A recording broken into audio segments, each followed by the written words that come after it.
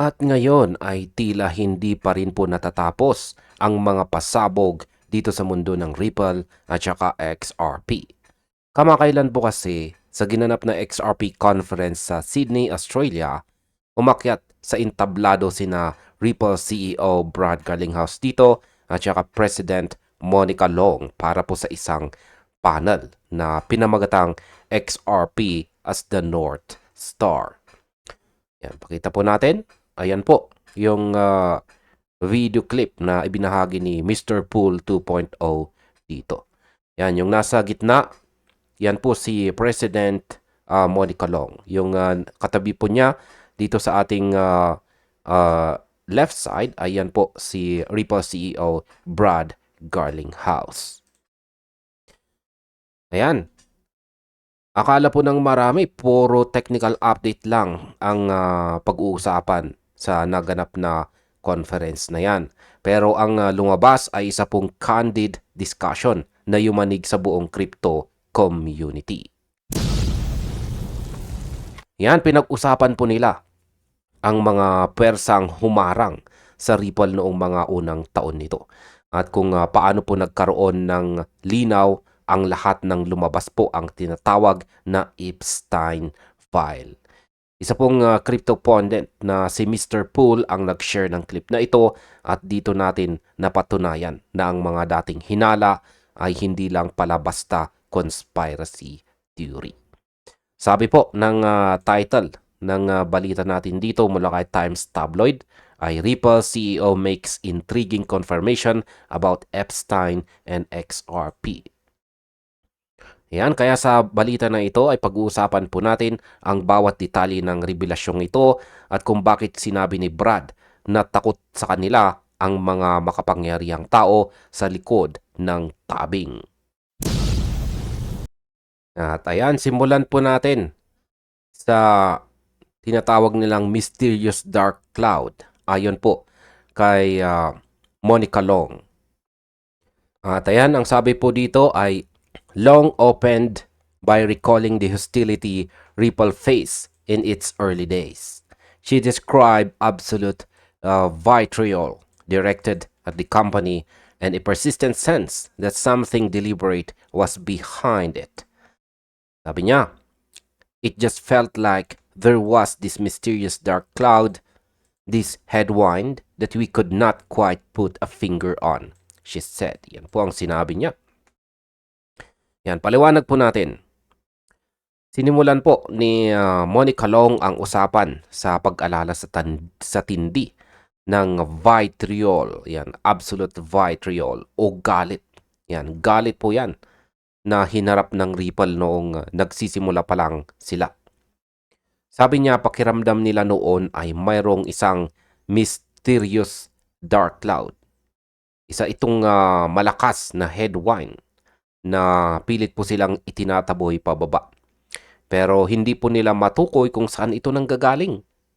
Hindi raw ito normal na kompetisyon sa negosyo. Parang may planadong harang sa bawat galaw nila. At ayan, sa aking opinyon ay isipin po ninyo mga ka-crypto ang sitwasyon ni na Monica noong mga panahong iyon. Napakahirap magpatakbo ng isang kumpanya na alam mong yan, play lang natin. Ayan po sila na nag-uusap. Ayan, habang nag-uusap po sila ay paliwanag po natin. Ayan, ayon sa kanya ay napakahirap daw pong magpatakbo ng isang kumpanya na alam mong may humaharang sa iyo pero hindi mo makita ang mukha ng kalaban. Kaya sa tingin ko ang dark cloud na tinutukoy po niya ay ang impluensya ng mga taong ayaw sa pagbabago sa global financial system. Sa XRP ay binuo para palitan po ang luma at mabagal na sistema. At syempre ang mga taong kumikita sa lumang sistema na yan ay gagawa ng paraan para protektahan ang kanilang teritoryo. Ang nararamdaman po ni na Monica noon ay hindi lang paranoia. Ito po ay isang early warning signal na ang Ripple ay nakatapak sa mga daliri ng mga dambuhalang tao na ayaw po sa transparency at speed na dala ng blockchain technology. Kaya sa aking pananaw, ang katapangan ni na Monica na harapin ang galit na ito ay dahilan kung bakit nandito pa rin si XRP hanggang ngayon. Ayan, ang sunod ay pag-usapan naman po natin ang tungkol sa koneksyon ng MIT Media Labs at ang Epstein Files. Sabi dito, Garlinghouse connected that hostility to a specific name, Juichi Ito, a former director of the MIT Media Lab. Ripple co-founder and chairman Chris Larsen had long believed Ito was working against XRP. Garlinghouse admitted he had not always taken that view seriously. That skepticism changed after Epstein files become public. Garlinghouse noted that Gary Gensler, the former SEC chair who pursued an aggressive lawsuit against Ripple, had ties to the MIT Media Lab. The Epstein files added weight to what Larsen had argued for years. Paliwanag natin yan. Dito na daw po naging intriguing ang usapan sapagkat ikinonekta ni Brad Garlinghouse ang hostility or hostilidad na ito sa isang pangalan. At yan po ay ang pangalang Juichi Ito. Siya po ang dating direktor ng MIT Media Lab. Matagal na palang naniniwala ang co-founder ng Ripple na si Chris Larsen na si Ito ay sadyang nagtatrabaho laban kay XRP. Noong una, inamin po ni Brad na hindi niya masyadong sineryoso ang hinala ni Chris. Pero nagbago po ang lahat nang maging public ang Epstein files. Sa aking opinyon ay napakalaki po ng impact nito dahil alam nating lahat na si Gary Gensler, siya po ang dating SEC chair na nag-lead ng agresibong kaso laban sa Ripple. At may malalim po. Meron po siyang, itong si Gary Gensler ay may malalim na koneksyon sa MIT Media Lab. Nang lumabas po ang pangalan ni Juichi Ito, sa Epstein files, biglang nag-connect ang mga dots. Kaya sa tingin ko dito natin makikita kung gaano kalalim ang web influence. Hindi lang ito usapin ng regulasyon. Ito po ay usapin ng elite coordination. Ang Epstein files ay nagsilbing susi para mabuksan po ang pinto ng katotohanan. Naniniwala ako na si Chris Larsen ay may early intelligence na hindi po nakikita ng iba. Ang revelasyong ito ay nagpapatunay na ang Ripple ay hindi lang nakikipaglaban sa SEC, kundi sa isang network ng mga tao na may mga nakatagong agenda. Ang pag-amin po ni Brad sa Sydney ay isang malakas na sampal sa mga nagsasabing conspiracy theory lamang ang lahat ng ito. Yan. Sunod ay pag-usapan naman po natin ang sinasabi nila ditong they were afraid of us. Yan, ang pag-amin po ni Garlinghouse. Sabi dito, they were afraid of us, Garlinghouse said. That was one of his strongest statements. They were afraid of us because the technology was ahead of its time and it was a threat. He credited Larsen's early instincts, revealing that Larsen used to tell him that heavy opposition was a signal of significance. People are hating on you. You are onto something big, Larsen reportedly said. Garlinghouse now agrees. We were onto something massive, he told the Sydney audience. Iwanag natin yan. Isa po sa pinakamatapang na pahayag ni Brad sa panel ay ang mga salitang, they were afraid of us. Sinabi niya na takot sila dahil ang teknolohiya po ng Ripple ay ahead of its time at isa itong malaking banta sa kanilang control. Naalala pa niya ang sinasabi sa kanya ni Chris Larsen noon, kapag may mga taong nagagalit sa iyo, ibig sabihin may ginagawa kang tama o malaki. Sa aking opinyon, ang fear o takot ay ang ultimate motivator. Bakit sila matatakot sa isang tech startup kung hindi ito epektibo?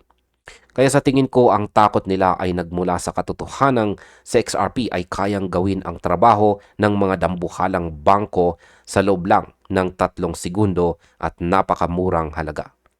Ang power na hawak ng mga traditional elites ay nakabase po sa gatekeeping. Sila ang nagdidikta kung kailan at paano gagalaw ang pera. Nang dumating po ang Ripple, ang gatekeeping na iyon ay nanganib. Kaya naniniwala ako na ang bawat lawsuit, bawat FUD at bawat mysterious headline ay bunga ng takot na mawala ang kanilang monopolyo, yan, or monopoly sa mundo ng finance. Kaya ang pahayag po ni Brad dito na we're on to something massive ay hindi lamang po hype. Yan. Ito po ay isang deklarasyon ng panalo laban sa mga taong pilit silang ibinaon. Ngayon ay pag-usapan naman po natin ang planadong pag-atake ng SEC noong unang bahagi ng taong ito, taong 2026. Sabi dito, earlier in 2026, a rumor circulated in the XRP community that Gensler was directed to go after Ripple and XRP. Garlinghouse's own words suggest that resistance Ripple faced was coordinated and sustained by powerful people.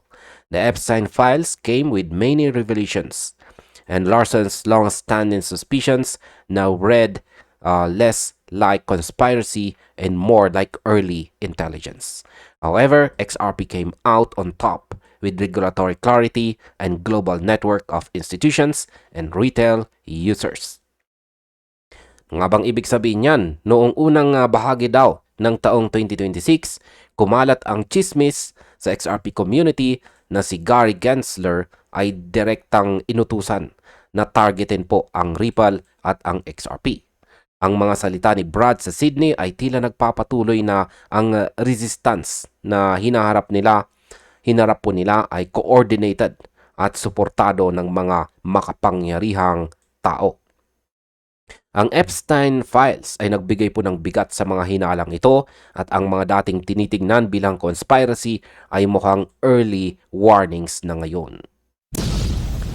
Liwanag po natin yan.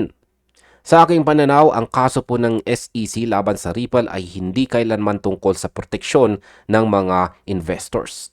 Ito po ay isang legal warfare na idinsenyo para bigyan ng oras ang mga tradisyonal na bangko na makahabol sa teknolohiya. Ang ugnayan po ni Gensler, MIT at ang pangalang lumabas sa Epstein files ay nagpapakita ng isang pattern. Kaya ang masasabi ko po rito ay ginamit ang gobyerno bilang instrumento para protektahan ang status quo. Pero ayan po siya, si Ginoong Gary Gensler. Yan, pero ang hindi po nila inaasahan ay ang resilience ng Ripple at ng XRP army. Sa kabila ng lahat ng coordinated attacks, sa XRP ay lumabas na may regulatory clarity. Isang bagay na wala ang ibang assets.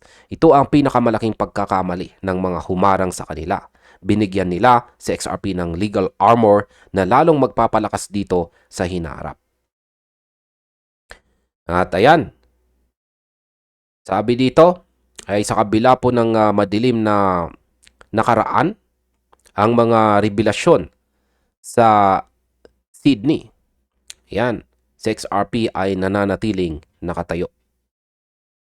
Mayroon itong global network ng mga institution at retail users na lalong lumalakas.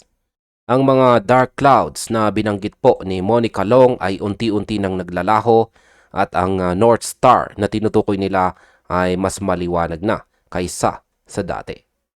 Kaya sa aking opinyon, ang kwento po ni Ripple ay parang isang pelikula. May mga kontrabida sa background, may mga laro ng kapangyarihan, at may isang teknolohiya na ayaw sumuko. Naniniwala ako na ang lahat ng mga pagsubok na ito ay mula kay Juichi Ito hanggang sa Epstein files ay nagsilbing fire, yan, o apoy na nag-refine kay XRP. Kaya masasabi ko para sa atin bilang mga holders, dapat po nating ipagmalaki na ang asset na hawak natin ay ang tanging nakipaglaban sa deep state ng finance at nanalo. Kaya ang pag-amin po ni na Brad at Monica dito sa Australia ay hindi lang para magkwento. Ito ay para ipakita sa buong mundo na ang katotohanan ay laging lalabas. At si XRP ay handa na para sa massive na susunod na yugto. Ang North Star ay hindi lang direksyon, ito na ang destinasyon. Kaya sa kabuuan, ang mga revelasyon po dito sa Sydney Conference ay isang paalala na sa mundo ng high-stakes finance, walang nangyayari ng hindi po sinasadya.